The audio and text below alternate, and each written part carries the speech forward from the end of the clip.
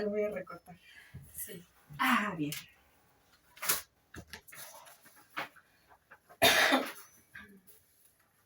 Ya, es que me pongo nerviosa. Relájate. Okay. Hola, Moni. Buenas tardes. Mi nombre es Tania y soy estudiante de Psicología de la Universidad Plutel. Primero, muchas gracias por apoyarme en esta entrevista y te voy a hacer unas preguntas sobre tu profesión. Claro. Bueno, primero, ¿cuál es tu nombre completo y tu especialidad? Ok, mi nombre es Mónica Elisa Pavón Castillo, a tus órdenes. Yo soy psicoterapeuta, estudié en la UAM de Xochimilco, la carrera de psicología. ¿Qué es la psicología clínica para ti? La psicología clínica, primero tiene que ver con un concepto que para mí es fundamental, que es la reflexión del alma. Y el alma, desde mi punto de vista, y a partir de lo que he estudiado teóricamente, es la unión entre el pensamiento y la emoción. Entonces, básicamente, cuando yo tengo un paciente frente a mí, no estoy viendo únicamente cómo piensa, sino principalmente cómo siente. Y desde ahí, cómo desarrolla su camino de vida. ¿Por qué decidiste estudiar psicología clínica? Yo creo que porque yo tenía muchísimos conflictos internos. Y me llama muchísimo la atención. Primero, entenderme. Y después creo que traía una situación de idealización, ¿no? En el sentido de querer ayudar y querer apoyar. Entonces, para mí era un vehículo en ese momento, en forma reflexiva. Llegaba a la conclusión que era un vehículo para poder apoyar a otros y también para poder entenderme a mí. El día de hoy te es como, se me fue, perdón. ¿Te sientes satisfecha en que has ayudado a muchas personas? Muy satisfecha, muy satisfecha. En realidad, el trabajo más importante es el del paciente. El compromiso más importante es el del paciente. Y la voluntad que se pone en la mesa más importante es la del paciente. Tú solamente vas dando una guía, vas espejeando, vas brindando como posibilidades de percepción desde lugares diferentes para que el paciente se conecte con un universo de posibilidades. Pero son sus posibilidades a partir de su historia y a partir del recorrido de sus experiencias. En base a lo que me estás diciendo, ¿qué hace el psicólogo clínico? Porque me comentas ahorita qué hace el paciente, pero ¿qué hace el psicólogo clínico? Espejeamos, ¿no? Desde nuestra objetividad, fuera de la historia de vida del otro, fuera de un vínculo con el otro, desde un lugar de objetividad, vamos como reflejando aquello que el otro no logra ver de sí mismo porque vive dentro de él, ¿no? Entonces, desde afuera, la mirada de la vida del otro se torna muy diferente. También tratamos de conectar precisamente desde su lugar para intentar entender cómo está percibiendo su propia realidad. Entonces, él percibe su propia realidad, yo puedo tener acceso a ella y desde mi objetividad, ¿qué es aquello que creo que el otro no está percibiendo? ¿Se lo haces ver directamente o...? Sí. Porque, por ejemplo, en parte de la carrera que he visto, dice, nosotros no podemos aconsejar, no podemos hacerle ver luego de, por ejemplo, Mónica, estás mal en esto o en otro. ¿Cómo logras? ¿Cómo lo haces? Depende de la personalidad del paciente. Y eso lo ves desde el momento en que te va abriendo su discurso. Entonces hay pacientes que les cuesta mucho, primero, abrirse. Tienen como muchas defensas. Entonces esto ya te indica que el procedimiento o el proceso va a ser un poco más pausado. Porque el otro tiene que ir abriendo sus capas, ¿sí? Hasta llegar a situaciones mucho más profundas y hasta poder ser receptivo frente a cosas que le resultan muy dolorosas y que por algo pues estableció tantos mecanismos de defensa, ¿no? Entonces, con ese tipo de pacientes, pues uno tiene que ir de una forma más pausada, más sutil, y el ritmo te lo va a ir dando el otro conforme tú vas preguntando o poniendo ciertas observaciones en la mesa, y ahí ves la receptividad del paciente. Qué tan abierto está a ellas, qué tanto se puede defender, o qué tanto accede y además las asimila, ¿no? Para entrar en su proceso reflexivo, ¿no? O de conexión incluso con sus emociones. Y hay pacientes que rápidamente te das cuenta que están abiertos, receptivos, que tienen como toda la disposición de, de, de asimilar todo aquello que no han podido. Entonces, el paciente mismo te va dando como la pauta y el sentido. Y depende de la personalidad de cada uno. ¿Cuál es la diferencia entre un psicólogo clínico y un psicólogo? El psicólogo clínico se especializa precisamente en ámbitos de un seguimiento terapéutico, ¿sí? Es decir, el psicólogo tiene muchas herramientas para poder brindar terapia, pero también tiene herramientas para trabajar en ese campo terapéutico en un ámbito escolar, en un ámbito institucional, etcétera, etcétera. El psicólogo clínico específicamente se dedica a dar un proceso psicoterapéutico, personas que desean recibir apoyo y ayuda fuera de un ámbito institucional, fuera de un ámbito escolar, sino en términos directamente independientes y humanos. Okay. Como psicóloga, ¿por qué psicóloga clínica menos psicoterapéutica? ¿Cuál es el objetivo de la psicología clínica? Es precisamente posibilitar o acompañar al paciente para que él pueda encontrar, primero creo que un campo de autoconocimiento. Desde ese autoconocimiento reconocer herramientas para ir resolviendo situaciones de vida. Y creo que hay 3 situaciones fundamentales en un ámbito psicoterapéutico.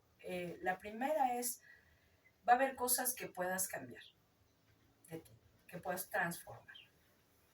Va a haber cosas que no puedas transformar, pero que aprendas a vivir sin que te estorben o que te estorben lo menos posible. Fluir con ellas.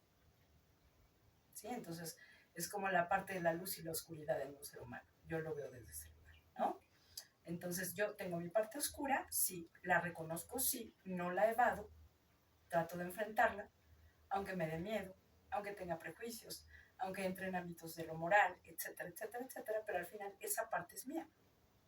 Okay. ¿Sí? Si yo reconozco esa parte mía, ya no la voy a tener que evadir, ya no voy a tener que actuar a la defensiva con ella, o incluso sentir miedo de mí mismo, de esa parte de mi ser, ¿no? Desde ese lugar, por ejemplo, si una persona reconoce que tiene como ciertas características de violencia, si aprende a reconocerla, a enfrentarla, a entender de dónde viene, esa misma parte le va a permitir defenderse en determinadas circunstancias, pero no ocupando la violencia para atacar a otros, sino para ponerse a salvo. Entonces, es una manera de encauzar esa parte de oscuridad. Bueno, primero pues tengo ya tiempo conociéndote, fuiste mi terapeuta.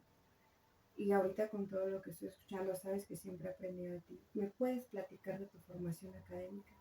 Claro. Bueno, pues como te decía, yo estudié la licenciatura en psicología en la UAM de Xochimilco, que fue como una apertura al paraíso para mí, porque además, bueno, las bases que yo recibí de ahí fueron bases de psicoanálisis.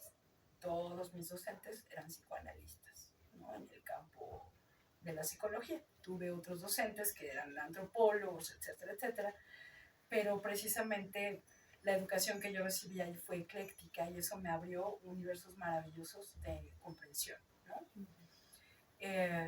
Después de eso, pues empecé a estudiar como terapias alternativas porque me llamaba mucho la atención. El psicoanálisis siempre me pareció muy seductor, pero había una parte del psicoanálisis que me parecía muy fría y mi personalidad es diferente. Entonces eso me llevó a empezar a aprender otro tipo de terapias. ¿Cómo cuál? estudié Reiki, por ejemplo, estudié cromoterapia, ¿no? Ahorita estoy aprendiendo las piedras, ¿no? Todo lo que son cuarzos, etcétera, etcétera. Todo eso me encanta, ¿no? Y además, en términos de herramientas, me ha posibilitado otras también alternativas con mis pacientes. Uh-huh. Hay pacientes que abrazan la parte dogmática de una terapia, es decir, es compartir, ¿no? Como abrir situaciones, analizarlas, reflexionar, eh, en donde la palabra y el símbolo es fundamental. Uh-huh.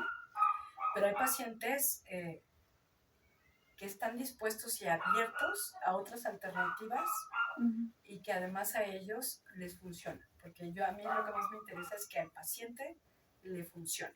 En este caso, por ejemplo, ¿cuál es el tratamiento psicológico más efectivo para ti? Específicamente dentro de la psicología, sí. Pues sería lo que normalmente ocupamos como transferencia, contratransferencia, diálogo, proyección, introyección, etcétera, etcétera. Todo lo que es la parte del diálogo, del análisis, de la reflexión, de la profundización, etcétera, ¿no? Que es como la parte clásica, ¿no? La parte más básica, que es la reciprocidad en términos de diálogo, ¿no? ¿Tú recibiste algún proceso psicoterapéutico o al día de hoy lo sigues recibiendo? No, al día de hoy no, pero recibí muchos momentos durante muchos años. Sí. Okay. De hecho, bueno, el primer proceso en el que yo entré en el campo psicoterapéutico como paciente yo tenía 14 años. Wow. Uh-huh. Y en algún momento que tú tomaste tu proceso, ¿ahí también te inspiró a estudiar psicología? Sí, me fue interesando muchísimo, porque además en aquel entonces mi psicoterapéutica era una mujer fascinante, ¿no? Con muchísimo conocimiento, con muchísima experiencia, pero creo que lo que más me llamó la atención es que ella trabajaba con puros grupos de jóvenes y entonces trabajaba la idea de agentes de cambio. Y esa parte fue totalmente seductora para mí. Agente de cambio, ¿qué significa esto? ¿Cómo me enfrento a los grupos sociales? ¿Cómo me enfrento a mi familia? ¿Cómo me enfrento? ¿No? ¿Desde qué lugar? ¿Qué estoy asimilando? ¿Qué puedo transformar? Entonces, un agente de cambio es precisamente una persona que va reflexionando su propio proceso y a partir de eso va aportando socialmente algunos elementos. ¿Crees que me puedas platicar una experiencia laboral que te haya impactado? Sí, yo cuando empecé a hacer el servicio social, lo hice con chiquitos que tenían psicosis y autismo, ¿no? Entre otros, pero principalmente la beta del trabajo era la psicosis y el autismo, ¿no? Y lo padecí muchísimo, porque además ahí fue cuando reconocí que los papás, los padres, tienen un lugar fundamental para que la locura se contenga, ¿no? O brote o explote, o pueda llegar a un lugar de contención para determinados rasgos de funcionalidad o definitivamente no. Entonces, para mí el trabajo con niños es una gran responsabilidad. Es la responsabilidad más grande. Primero, precisamente por todo el tejido conflictivo del que vienen. Segundo, porque a veces los padres los colocan desde un lugar de chivos expiatorios, ¿no? Entonces, los padres son los primeros que no quieren asimilar determinados cambios que tendrían que procesar para favorecerle al chiquito, ¿no? También una transformación o una contención en su propio proceso, ¿no? Entonces ahí tienes que estar picando piedra, no solamente con el chiquito, sino principalmente con los padres, que a veces por la propia locura familiar, pues son los primeros que te ponen el pie, ¿no? Entonces ahí te indignas, te frustras, vas llevando avances con el chiquito y de repente los papás ya los tiraron y tienes que volver a empezar. Por lo que me comentas, entonces no trabajas con niños. Ahorita ya no. Y precisamente fue por eso. Eso fue como mi inicio trabajando con niños. Y en ese inicio me encontré precisamente también con algunos chiquitos que eran psicóticos, pero que venían de herencia obviamente familiar, ¿no? Entonces, el niño era psicótico, la mamá era psicótica, la abuela era psicótica, y había unos escenarios tan terroríficos, ¿no? Que me di cuenta que yo era extremadamente vulnerable. Me empezó a hacer como una gran movilización interna y ahí fue como la primera vez que decidí que no quería trabajar con niños. Luego hubo un segundo momento en donde dije, bueno, ok, tal vez no quiero entrar en la parte de la psicopatología severa, pero puedo entrar con cuestiones como de neurosis, ¿no? Y entonces volví a intentarlo en un segundo momento. Y llegaron a mí pacientitos, que habían sido víctimas de abuso sexual. Entonces fue un segundo encuentro con esos padres, en donde veía una vez más la poca capacidad o disposición que tenían para poder contener y favorecer al chiquito. Entonces, en ese segundo momento dije, bueno, esta es la segunda oportunidad que yo me quise brindar y es la última. Y de ahí en más, llevo como 15 años sin trabajar con niños. Descartando a los niños, es muy bueno, es muy impactante lo que me estás diciendo, porque yo creo que sí, trabajar con niños abusados y que los papás no sepan cómo manejarlo, yo creo que en algún momento como psicólogo sí lo llegas a tomar personal, ¿no? Principalmente sí, con niños. Bueno, a mí se me indignó muchísimo, ¿no? Entonces, cuando tú ya tocas tu mundo emocional, ya no está siendo funcional para el chiquito. Ya no. Tú ya no sirves como herramienta de bienestar ni de sanación para ese chiquito. Porque entonces tú te vulneras. Y entonces ya no hay posibilidades de que tu yo esté fuerte para poder contener a otro. Y hoy en día trabajas con familias, con niños, bueno, niños ya no, perdón, lo descartamos, con adolescentes, o tienes algunos... He trabajado con niños, con adolescentes, perdón, con adultos, he trabajado pareja y he trabajado familia. En algún momento, por parte de las clases, por parte de la escuela, escuché que cuando es una terapia individual, no puede ser psicólogo ni, por ejemplo, de la esposa y del esposo, o sea, por separado. ¿Es correcto eso, Mónica? A ver, no comprendo.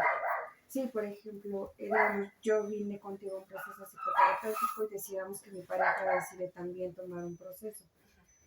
En la escuela nos explicaron que tú no podrías darle terapia psicológica a mi pareja, que es los martes, y a mí los miércoles. Sí. ¿Es correcto? Sí, o sea, desde la perspectiva dogmática es correcto. Okay. Pero también yo lo que he identificado, no solo por experiencia propia, sino a través de otros colegas que también llevan muchísimos años trabajando terapéuticamente, es que mientras tú no hagas una transferencia de información y puedas mantener tu objetividad intacta y la ética con tu paciente es independiente. Eso puede ser complicado, porque sí es muy complicado, sí, ¿no? Sí es complicado. Sí es complicado. Yo creo que en ese sentido yo pude ir aprendiendo la habilidad cuando empecé a trabajar con familias, porque es exactamente lo mismo. ¿Sí? Entonces es un juego de voces, de opiniones, de sensaciones y de emociones frente a un mismo fenómeno. ¿Qué enfoque psicológico usas? ¿Y por qué lo usas? Pues es que yo podría decirte que soy ecléctica, no tengo un enfoque específico. Mi formación, como te digo, es psicoanalítica. Después fui indagando un poco más acerca del humanismo, también lo llevé en la escuela, bueno, en la licenciatura, aunque fueron como más fue menos cantidad de información desde la perspectiva humanista, pero creo que fue lo que a mí más me acomodó en términos de mi personalidad. El psicoanálisis, como te comentaba anteriormente, para mí es frío. La retroalimentación es carente. El psicoanalista se remite a hacer una serie de preguntas continuas para que el paciente pueda ir respondiéndose. Pero en función de lo que yo he ido como experimentando por la complejidad de nuestra sociedad, el paciente o los pacientes, las personas en general, cada vez están más desconectadas de sí mismas. Entonces les cuesta muchísimo más trabajo y muchísimo más tiempo encontrar respuestas. Fíjate que lo que hoy me comenta, por parte de la escuela, como te comenté anteriormente, lo que dices tienes razón. Nos comentan de que no puedes darle un abrazo a tu paciente, no puedes hasta darle un pañuelo. Yo al menos, en base a la terapia que tú me diste, yo creo que te considero mi primera maestra porque me enseñaste mucho la empatía. No siempre lo hemos platicado, no somos amigas, fuiste mi terapeuta y si en algún momento recaigo quiero que sigas siendo mi terapeuta. Y esa parte es la que admiro mucho, que eres muy empática, que Gracias. sí puedes conectar. Sí, bueno, para mí es muy importante porque independientemente a que seas psicoterapeuta o biólogo o dentista, eres un ser humano. O sea, la lógica que a mí me guía siempre y me ha guiado es, si yo estudié ciencias humanas, es porque creo en el ser humano. Y el ser humano tiene una representación de humanidad, valga la redundancia. ¿Sí? Es decir, hay capacidad de poder acompañar al otro. De otra manera, si no te estoy acompañando, ¿qué razón de ser es mi trabajo? El proceso es tuyo, pero yo te puedo acompañar en él. De hecho, es lo que hago. ¿Sí? 1. 2. En términos dogmáticos, se le cita a un paciente una vez a la semana para que pueda continuar su proceso recibiendo contención. Porque una transformación interna no es, ya me compré un refresco. Es un proceso largo, sobre todo para los pacientes que están interesados en profundizar lo suficiente para poder realmente hacer un cambio en sus vidas. Entonces, ¿desde qué lugar te voy a acompañar?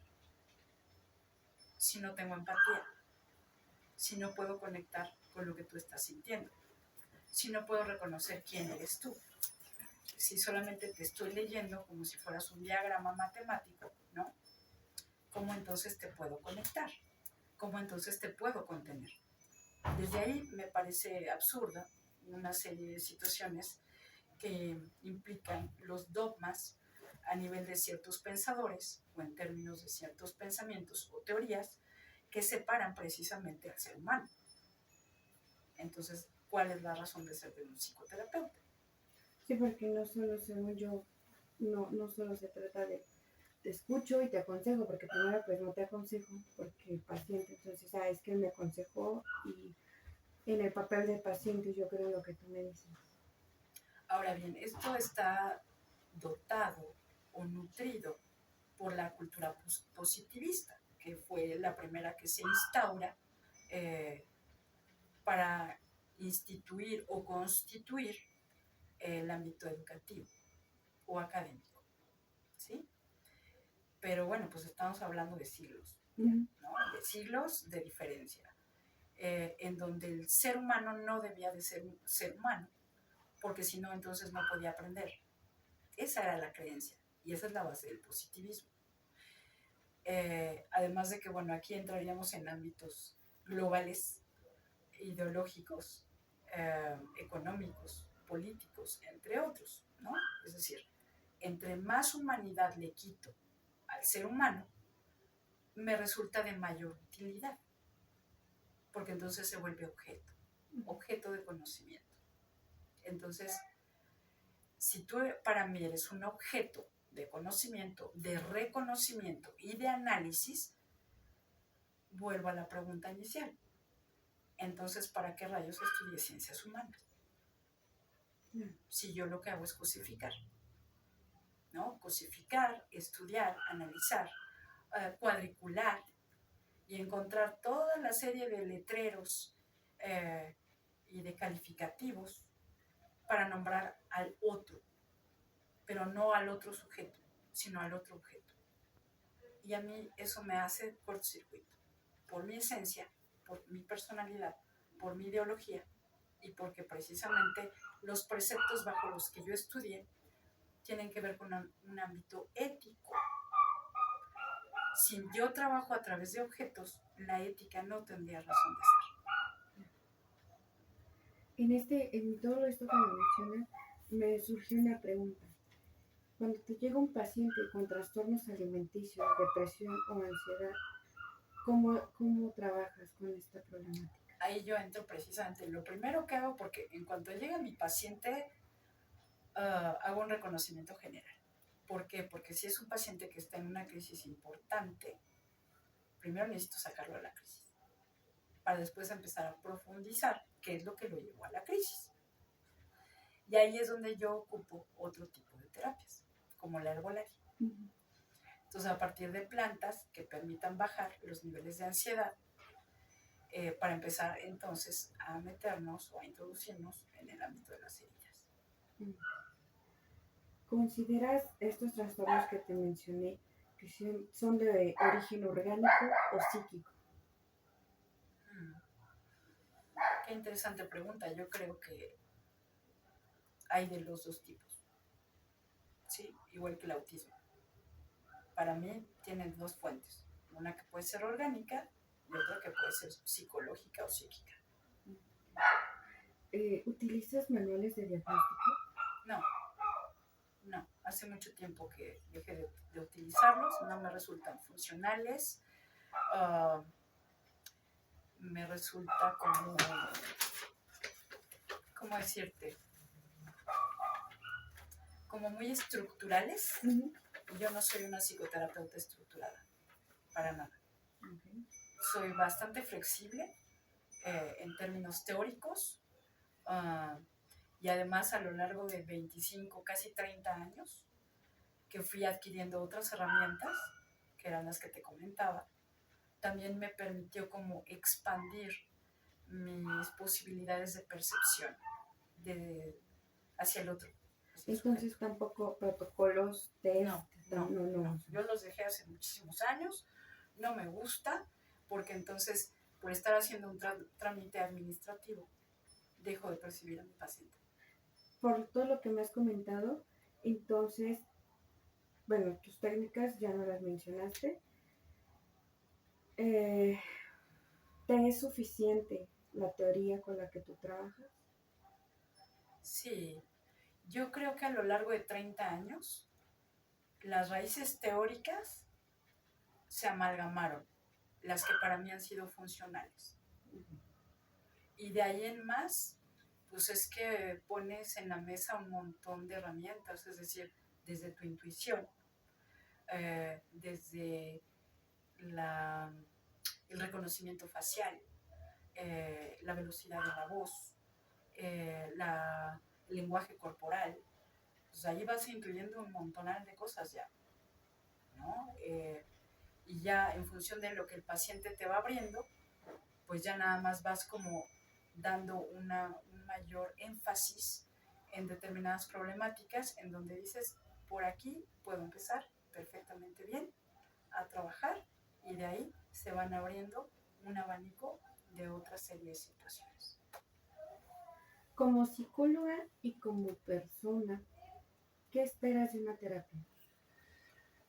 Oh, qué interesante pregunta, también me agrada. Bueno, así como el paciente trae sus propios objetivos cuando llega aquí. Bueno, no todos, hay unos que el único objetivo que están palpando y requiriendo es el apoyo para poder resolver. Es como la primera mirada con la que viene. No tienen muchas veces objetivos específicos, pero tú como terapeuta, claro que te vas forjando tus objetivos. Y es a partir del primer diagnóstico que haces, ¿no? Desde la primera sesión, segunda y hasta tercera. Pero bueno, normalmente a mí me parece que las 2 primeras sesiones te puedes dar una idea general, ¿no? Ya a partir de la tercera vas puntualizando más ciertas ideas, ciertos síntomas, ciertos rasgos, pero en la tercera ya nada más es para terminar de clarearte, digamos. Pero a mí me parece que en las primeras 2 sesiones ya puedes empezar a formular objetivos de por dónde vas a empezar a trabajar, cuánta resistencia trae el paciente o cuánta receptividad. Y ya desde ahí puedes empezar a poner en la mesa ideas para que el paciente vaya reflexionando, viendo si realmente tienen que ver con su ser, ¿no? O es la loca que te está poniendo cosas que ni al caso, ¿no? Entonces, pero ya con los años, difícilmente dejas de ser asertivo. Difícilmente. La pregunta que te voy a hacer a continuación, yo sé la respuesta, pero me gustaría saber, porque tú las desarrollas muy bien. ¿Qué puede hacer la psicología por una persona? ¿Tú crees que puede curarla? Yo sé la respuesta. Bueno, yo creo que la psicología no cura. Vuelvo a mi punto inicial y te digo que yo abrazo fuertemente como mis ideales dentro de mi profesión y dentro de la experiencia que he tenido. La psicología acompaña al otro para que pueda ver su veta de oro. Yo siempre les digo a mis pacientes, el mundo es tan grande, tan ancho y tan largo como tú lo quieras ver. Entonces, en ámbitos de curación, el paciente tiene todas las herramientas para sanarse. La cuestión es que en la cultura que tenemos, en la cultura familiar y en la cultura social, no nos brindan esas herramientas. Y a mí me parece que la psicoterapia funciona para que tú puedas reconocer esas herramientas que ya estaban en ti, pero que no te habías dado cuenta que tenías, o incluso poder aprenderlas sobre prácticas o experiencias en donde vas pudiendo ver como las circunstancias desde lugares diferentes a los que venías viéndolas. ¿Me permites un momento, por favor? Claro. Necesito... Es que... Ay, perdón. No te preocupes, no te apures. La siguiente pregunta, ¿qué opinión tienes tú sobre la salud mental? Bueno, a mí me parece como muy importante. Para mí, la salud de un ser humano tiene 3 vetas básicas, que es la salud emocional, la salud mental y la salud física. Las 3 van de la mano. Si en la salud mental estás cojeando, si lo podemos llamar así, ¿no? Esto va a tener repercusiones en la salud emocional y física. Lo mismo en la salud emocional, va a tener un impacto en las otras 2 y la misma en la parte física. Pero normalmente yo sí soy de la creencia, y además hay un montón de estudios en donde evidencian que la salud emocional es la piedra angular para el equilibrio de las otras 2, que es la mental y la física. ¿Tú crees que todas las personas pueden tener acceso a la salud mental? No. Desafortunadamente el campo de la psicoterapia, como muchos otros campos, si no es que hoy por hoy casi prácticamente todos, es un campo muy elitista. Solamente personas que tienen capacidad económica para pagar determinados honorarios que normalmente son elevados, pueden acceder a ella. ¿Cuánto dura una sesión? Normalmente 1 hora, pero si el paciente viene muy cargado, con crisis, etc., te puedes llevar hasta 2 horas con un paciente. Sí. Por lo menos en mi caso, porque normalmente los psicoterapeutas dogmáticos ponen su alarma y da la hora y te dice, límpiate tus lagrimitas porque ya viene el otro. Sí, esa parte es la que yo admiro de ti muchísimo porque nunca cortas la hora. Yo recuerdo que tenías un reloj aquí, yo lo miraba y las primeras sesiones sí era de ching, ya se va a acabar mi hora y tengo que contarle todo lo que Sí, me pasó. Sin embargo, me diste siempre más tiempo sí, cuando lo porque necesitaba. conforme yo voy viendo a mi paciente, es como cito a mis pacientes. Es decir, si yo veo que mi paciente trae mucha crisis y mucho caos, me voy a dar a la tarea de citar al siguiente paciente 2 horas después. Porque sé que ese paciente va a requerir más tiempo, por lo menos las primeras sesiones. ¿Aproximadamente cuánto dura un proceso psicoterapéutico? Bueno, normalmente en mi experiencia ha sido no más de un año. Son excepciones cuando se llevan más tiempo, pero por lo general son un año. ¿Cómo sabes que ya está listo tu paciente? Porque es cuando el paciente trae sus problemas a compartirte, pero con sus propias soluciones.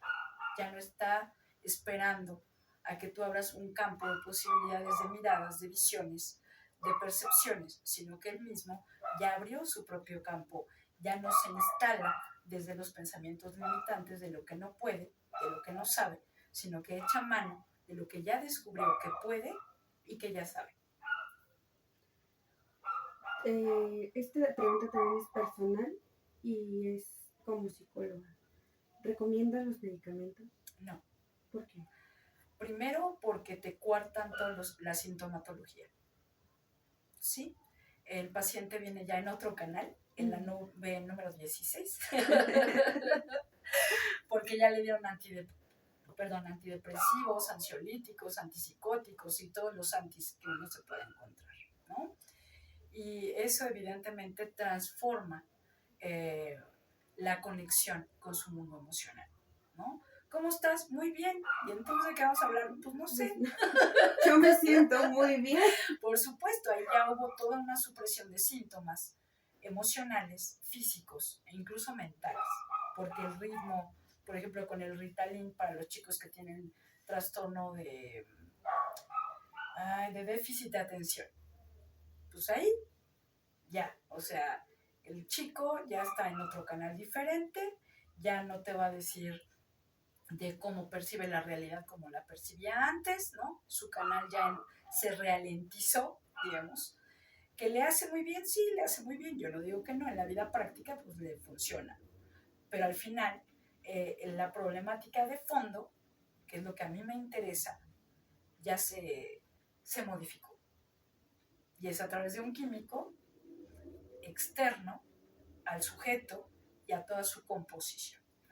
¿Has tenido un paciente que tú creas que sí requiere psiquiatra? ¿Has mandado a alguien a psiquiatría? Sí, claro. Personas que tienen problemas de adicciones severas, en donde tienen que tener ya un apoyo a nivel bioquímico, porque ya todo su capacidad mental, neuronal e incluso fisiológica fue modificada por la adicción.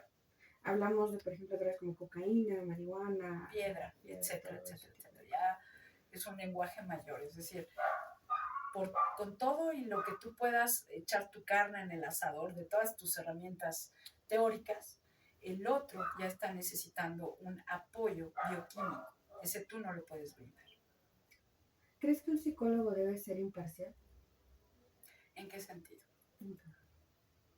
Imparcial. Pues es que el psicólogo todo el tiempo tiene que ser imparcial.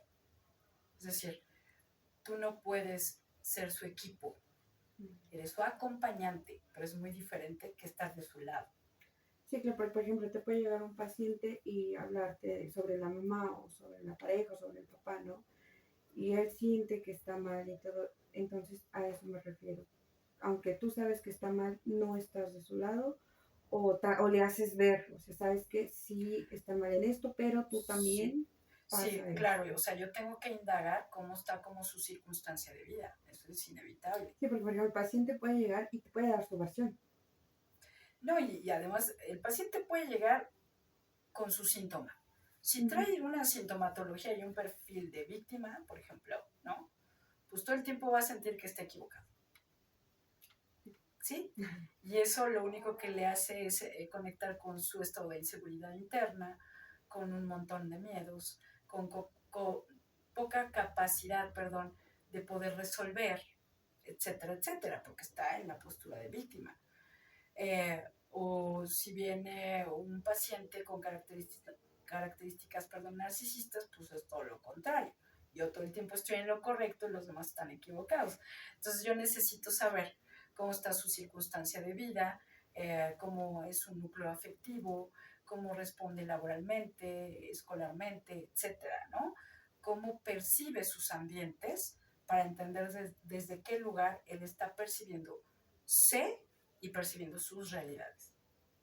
Aquí a tu consultorio te han llegado personas que digan, es que yo fui con un psicólogo y tuve una mala experiencia, Sí, o me juzgó, sí, ¿cómo, sí. cómo tú logras hacer el rapto con esa persona después de una mala experiencia? Bueno, para empezar, con el entendido de que sigue buscando ayuda, ¿no? Si sigue buscando ayuda es porque la experiencia no fue grata, pero todavía no la descarta. Pero, por ejemplo, en el caso, porque hay personas que dicen, yo tuve una mala experiencia con un psicólogo y no quiero, pero vine porque me está presionando mi mamá. Desde ese lugar, bueno, pues digamos que yo lo que hago es retroalimentar la idea de que la decisión debe ser por sí misma, ¿no? Porque tú no puedes trabajar, bajarte los chones frente al otro porque te dice tu mamá, Claro. o tu esposa, o tu esposo, o tu hijo, ¿no? Tú tienes que tener la voluntad porque al final el que se va a bajar los chones eres tú. El esfuerzo te va a costar a ti, la energía la vas a poner tú. Y al final, bueno, si eres adulto, pues el que va a costear todo el proceso eres tú. Esto es tu inversión.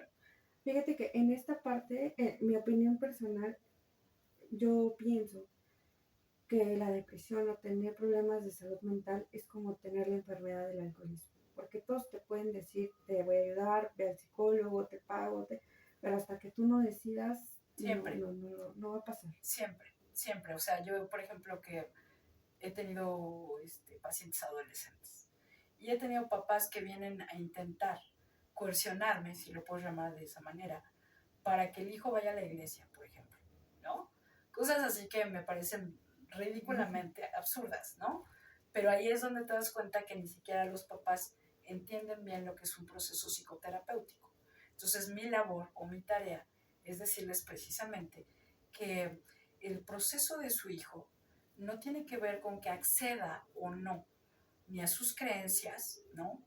Ni a su fe, ni a su color favorito, sino que el proceso del paciente es poder reconocerse y desde ahí tomar sus propias decisiones y elecciones.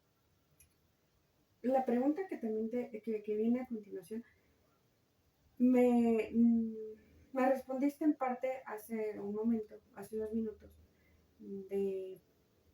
bueno, mira, la pregunta dice, ¿cómo consigues obtener la información que necesitas de un paciente para hacer el diagnóstico o la evaluación? Tú me comentaste a través del lenguaje, del comportamiento. Sí, síntomas físicos. Pero en la primera sesión, ¿cómo logras que tu paciente se abra para poder dar un diagnóstico? Bueno, primero es la escucha.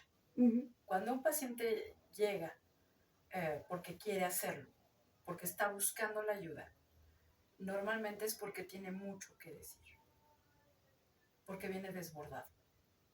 Normalmente los pacientes buscan ayuda porque ya no saben cómo resolver sus problemas, o emocionales, o de resolución en su circunstancia inmediata, o de comprensión frente a lo que sucede, etcétera, ¿sí?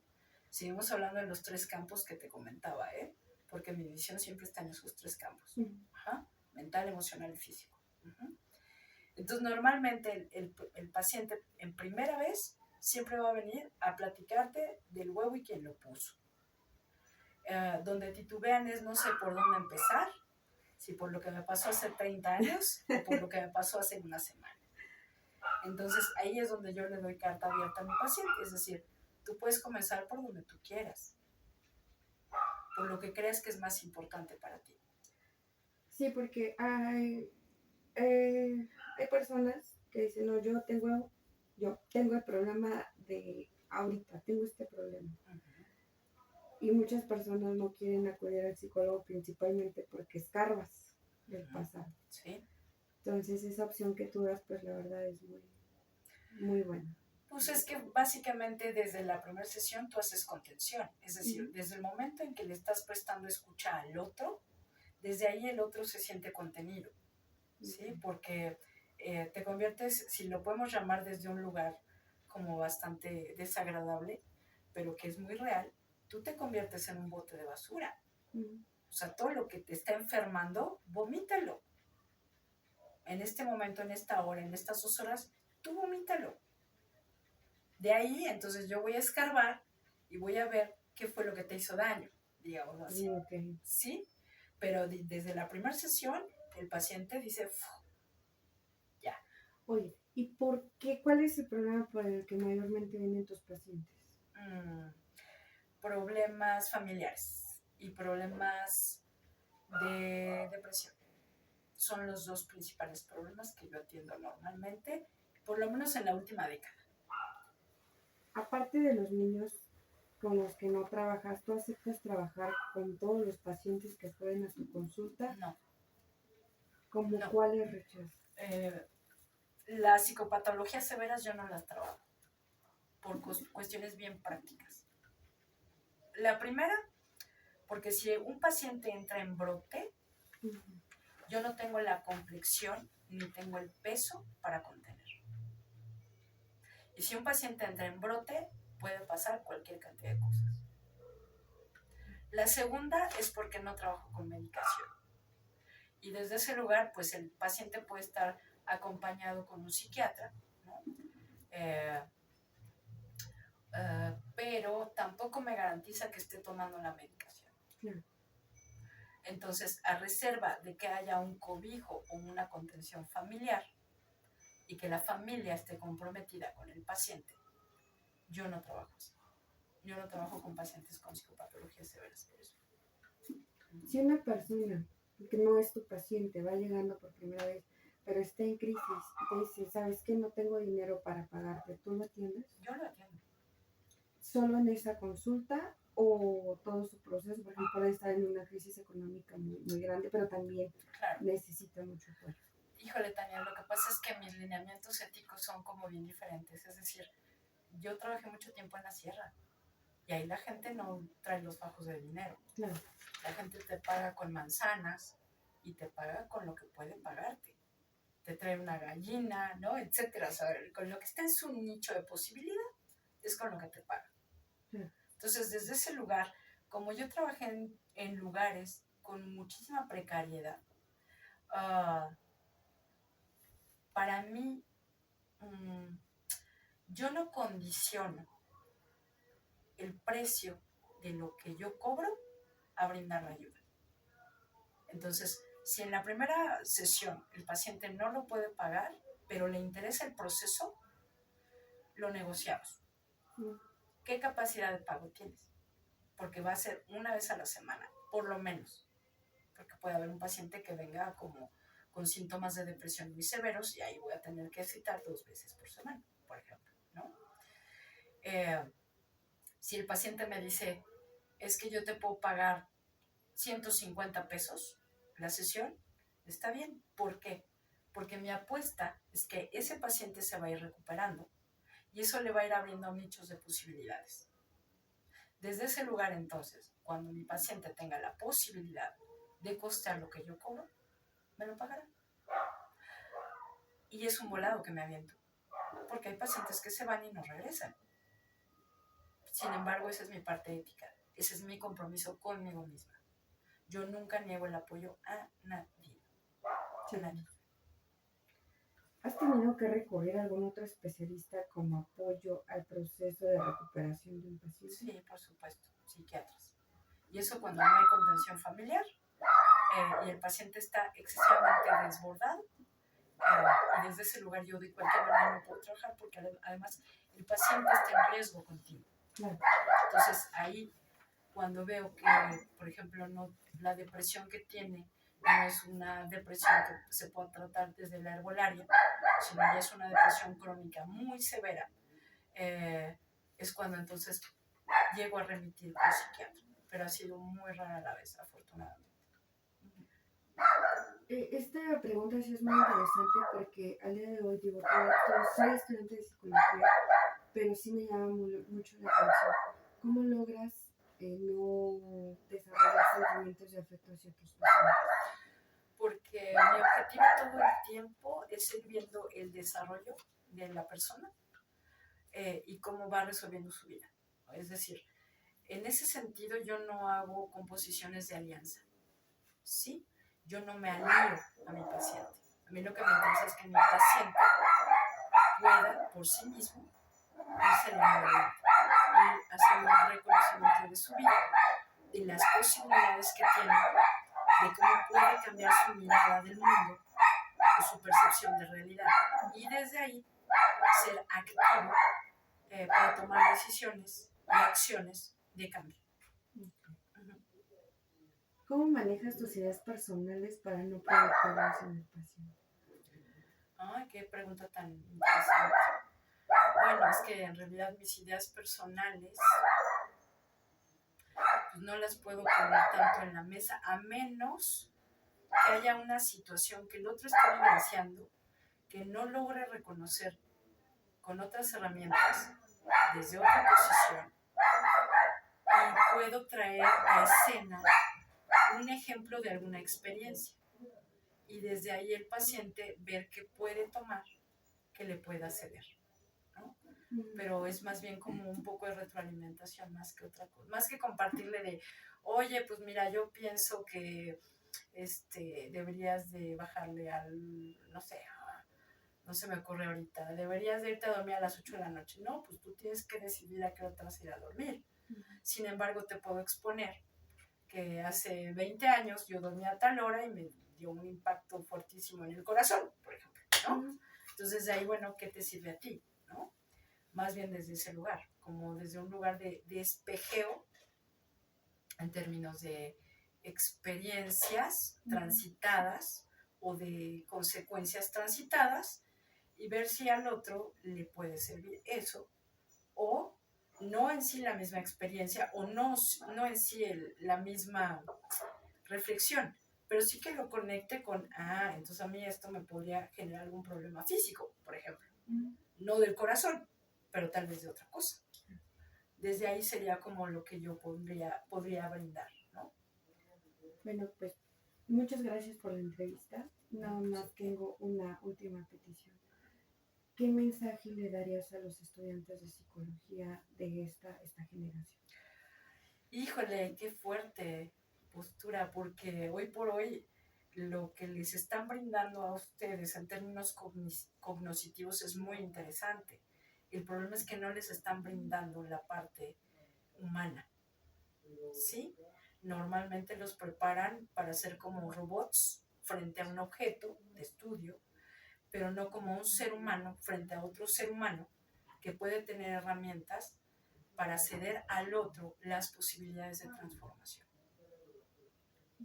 Wow, sí es un mensaje muy, muy fuerte, pero creo que sí es muy, muy importante. Sí, hoy por hoy todo es mente.